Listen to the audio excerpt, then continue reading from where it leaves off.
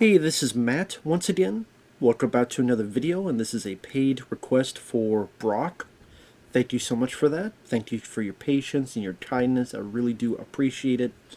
For those interested in requesting any type of movie review, re-review, random thoughts, streams, commentaries, tier lists, rankings, video game playthroughs, whatever the case may be, feel free to send it either directly to my PayPal, to have a Cash App as well.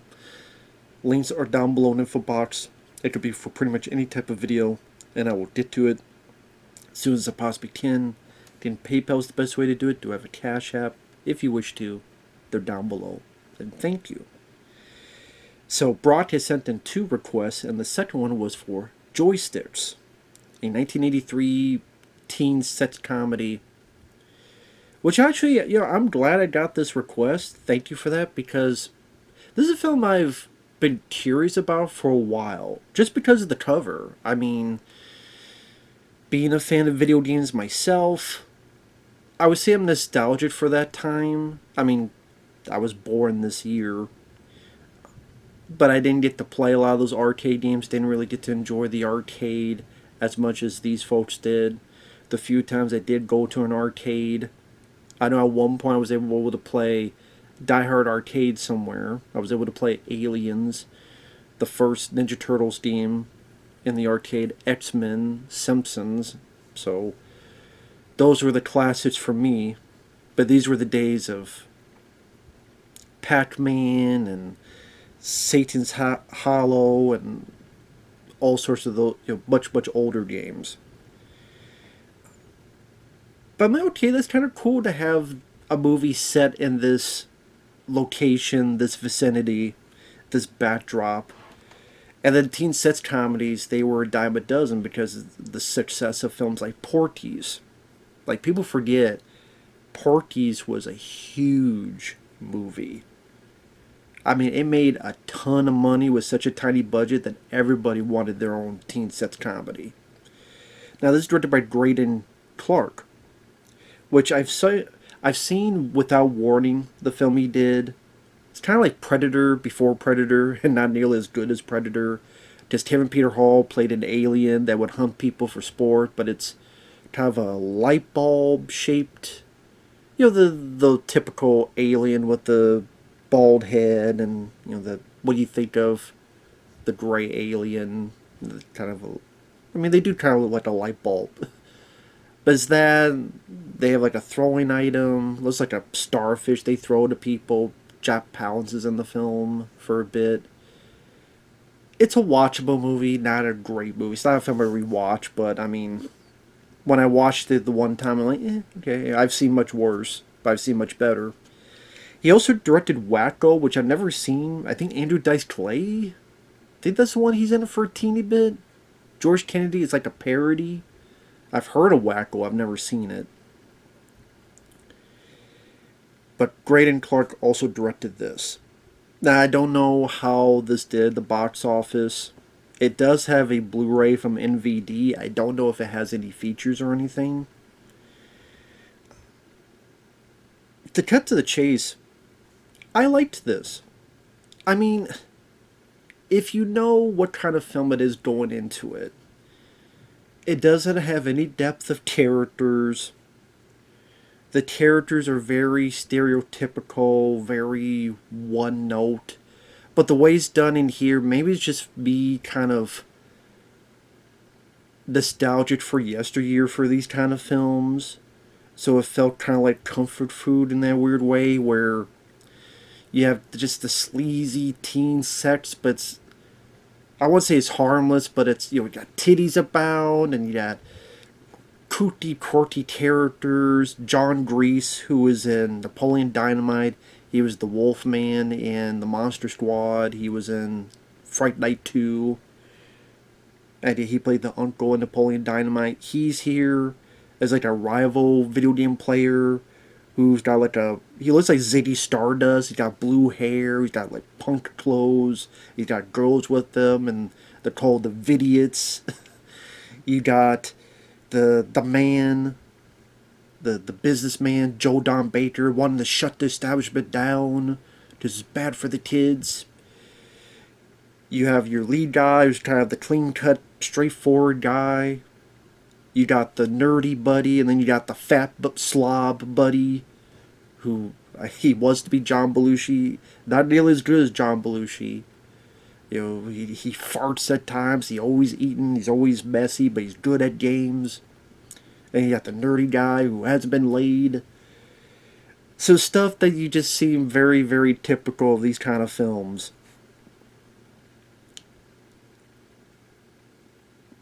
But if you are nostalgic for that time period, man, this encompasses a lot of that. A lot of those tropes. So try to see them in this 80, 90-minute adventure with this arcade background made it a fun time for me. I mean, I'm not going to sit here and say you don't remember the characters, for the upcoming weeks and years after watching it. But I had fun. I will say I had fun if you know what you're getting yourself into, just for that. It's kind of like if someone watches an 80s slasher film and it may be typical and it may be generic, but at the same time has that charm to it. That's kind of what this has as well for me.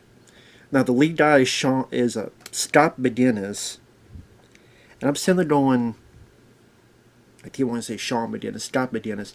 I'm like, why does this guy look familiar? If you remember Star Trek 3, it's actually one of my favorite Star Trek films.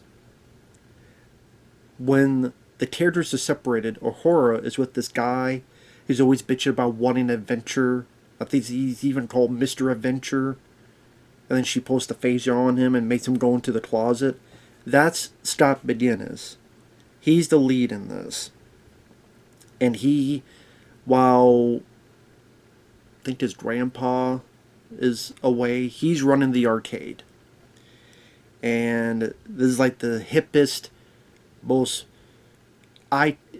everybody's here at the arcade. All the women, all the guys, women ready to have their titties out. I'm like, I mean, arcades were popular, were they this? I mean, I know they were very popular, but women going there, getting their tits out? Damn, if that's the case, get me back to this time period, please. Give me a time machine. And you have the nerdy guy who's going there for his first day of work, and these two women stop him, seduce him, but it's to trick him to get these pants just part of like an initiation, and they drive away, and he's there in his boxer shorts, and he arrives there at work, and McGinnis is giving him crap, but friendly crap, like he's not being mean or anything, and he finally gets his pants back. Then you have this other guy, Dorfus, or McDorfus, who he's sweating playing Pac-Man. He's always got food stuffing in his mouth. There are a few times he farts, which, if you know my sense of humor, I'm not a fan of that. So that made me roll my eyes. He does that a couple times. And then there's not really a plot. It's just kind of them hanging out at the arcade. And Joe Don Baker has a daughter who is like the typical valley girl. Oh my god, why can't I go to this arcade? It's so bitchin'. Like, come on, daddy. It's like typical fucking valley girl speak. And Joe Don Baker says, you're not going to arcade. And then he's trying to shut it down. And he's got two henchmen. One of them is John Deal, which is funny because I just, not too long ago, talked about Miami Vice. He's one of the side character cops in that. And he was in a variety of films. He was in Stripes. He was the guy who wasn't quite there in the head, and he was talking about the draft. Son, there ain't no draft. There was one? And he's just not... I mean, John Deal, if you look him up, you go, oh, I've seen him in something before. So he's one of the two henchmen. And at one point, they try to steal all the arcades, but they get tricked. And the characters steal all the arcade machines back. Eventually, by the end, Joe Don Baker gets with John Grease, punk, kooky, weird character. And if you beat him at this video game competition, you gotta close down your arcade, McGinnis. But if he wins, who's working for me, if he wins, well, yeah, if he wins, you gotta close it down. If you win, I'll leave you alone. I'm like, is there a binding contract? Because he could just lie and come back the next week. I lied, so of it. What you don't do, sue me? Fuck you, you know. Like, he could still do it, even though he won. But here they do add in that there's a higher up that's there and tells Joe Downbaker to blow it out of his ass. So at least they add that little component there. But yeah, it's not really a story. It's just kind of just a series of goofy, silly teen sex romp events. So at one point, the nerd and the fat guy they go over to Joe Don Baker's place and sneak in, and the wife thinks it's the husband, so she pulls the nerd in, and they're ruffling in the bed, while the fat guy's trying to distract Joe Don Baker so that the nerd can sooner or later get out of the house. Or the lead guy gets with these two girls and they play strip arcade, which, I mean, this is a novel concept. They're playing the game, and each time they die, they take off a strip of clothing.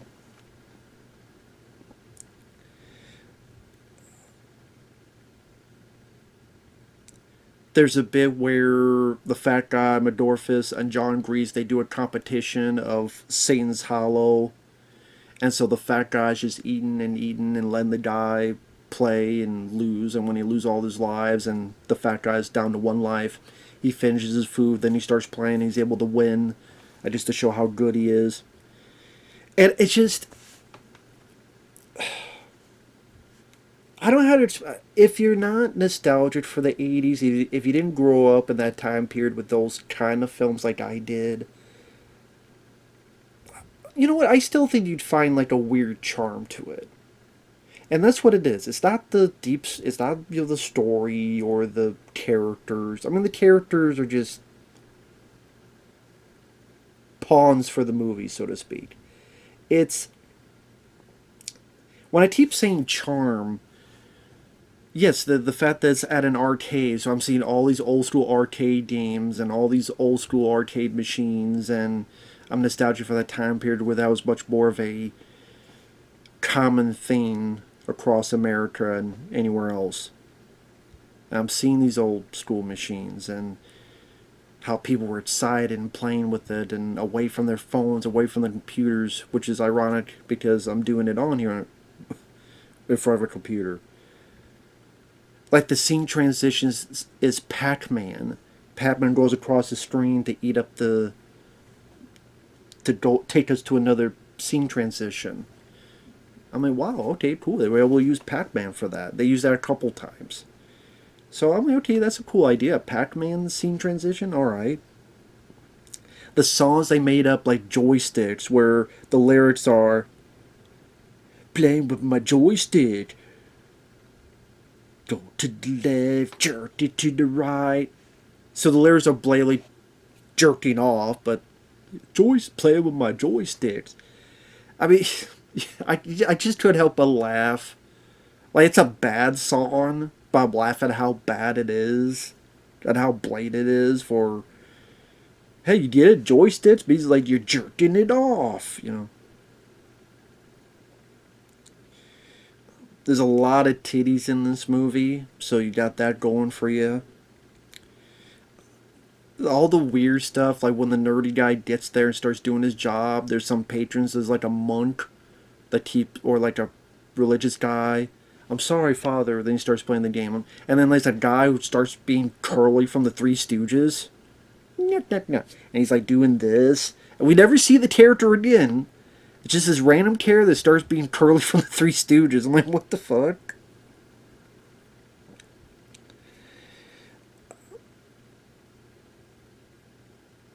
Okay. Or during the video game competition, this arcade seems like a pretty damn cool. No wonder everyone goes to this arcade. I mean, there's like a big thing where that you have competitions and your name could be on boards and you'd be on the stand. And then the controller's like a bowling ball, which I thought was weird. Like, why is it like this big bowling ball that you move around? I'm like, is that really? I thought it was really weird. I mean, I guess there's buttons on there. And I mean, there are buttons, but it's just weird. There's like this bowling ball thing. They need to kind of move it around. I mean, it's visually kind of interesting. Make it seem like you're on a game show.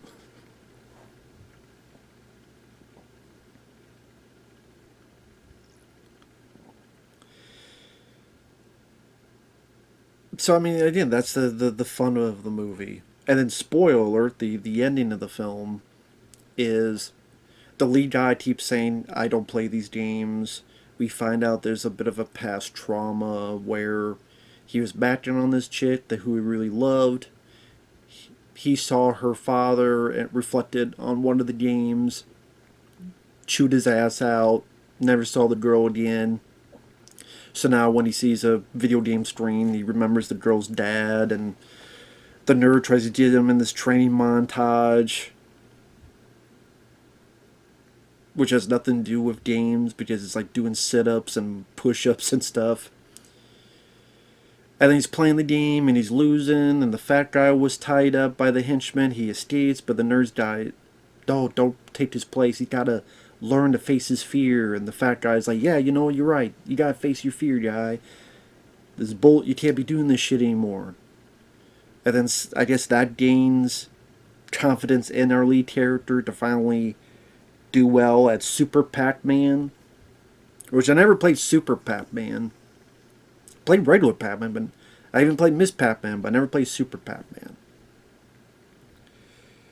And of course, they win, they succeed, and everything's hunky-dory. I mean, the last scene is literally them getting the nerd laid. I think with Joe Don Baker's wife. She's a bit of a freak on a leash. Like, the stuff I'm describing, if that doesn't tell you, this is like your atypical teen set comedy. And if you're in the mood to see that, I mean, yeah, like I said, the characters.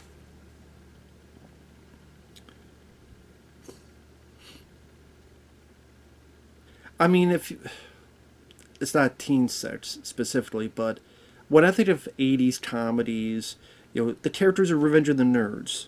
Rest in peace to Mr. Carradine, Robert Carradine. Like, those stand up more.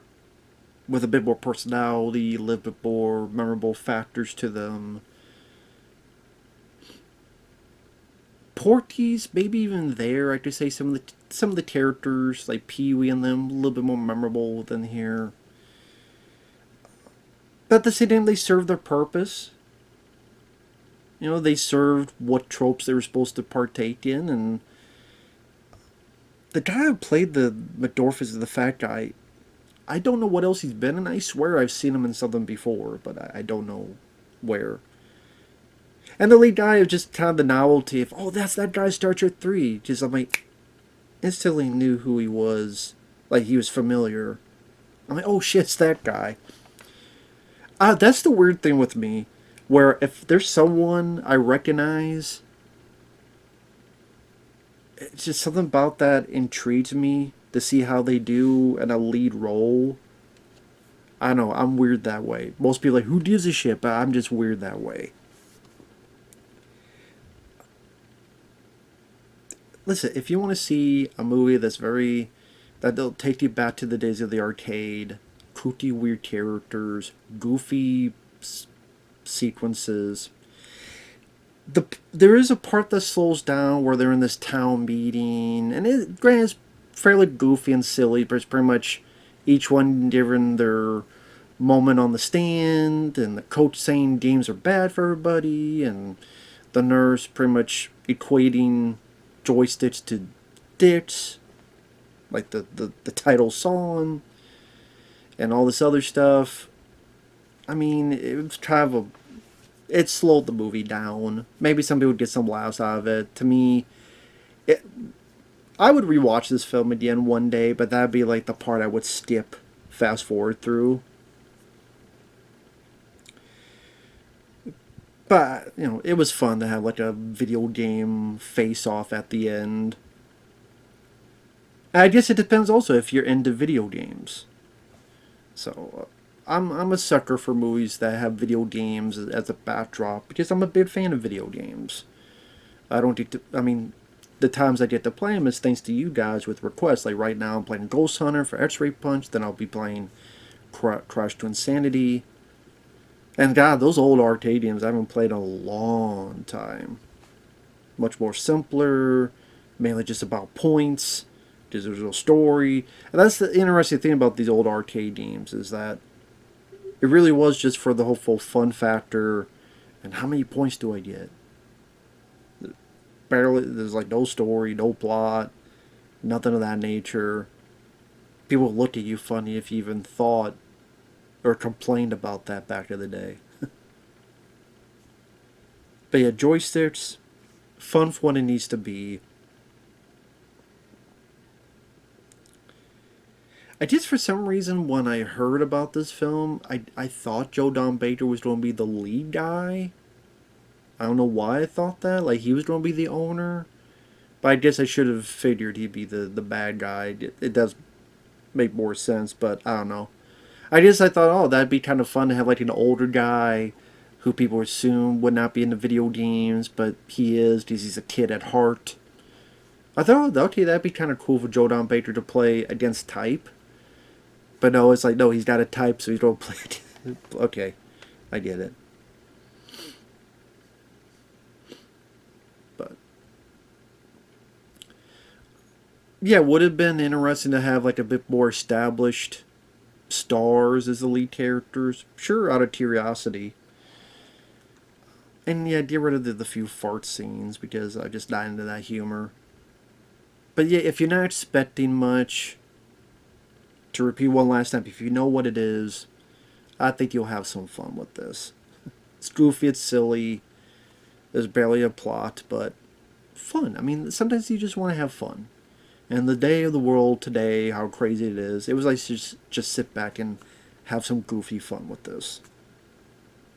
So, and the roosters out there, they feel the same way. Thanks for watching. Take care. We'll see you guys later. Bye-bye for now.